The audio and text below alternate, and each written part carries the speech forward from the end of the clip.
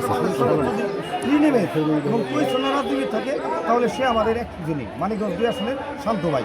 শাহিন ভাই, আপনার এইখানে সনাতন ধর্মের, আমরা যতটুকু জানি যে সনাতন ধর্মের যারা ইতিপূর্বে বিভিন্ন দলকেই ভোট দিছে, কিন্তু প্রকাশ্যে ধানের শীষের পক্ষে এইবার এইরকম একটা এবার দেখতেছি আমরা। কতজন মানে কি পরিমাণ মানুষ এখানে সনাতন ধর্মের আছে? সনাতন ধর্মে বিভিন্ন পর্যায়ের মানুষ আছে, এটা দলীয় সম্প্রদায়ের মানুষ আছে, তারপরে আপনি সরকার সম্প্রদায়ের বিভিন্ন সম্প্রদায়ের সনাতনের মানুষ আছে। সংখ্যা যদি জানতে চাই কি পরিমাণ হবে? কি পরিমাণে এখানে অনেক দেখা গেল যে 2 থেকে 250 সনাতন ধর্মের লোক হবে এখানে।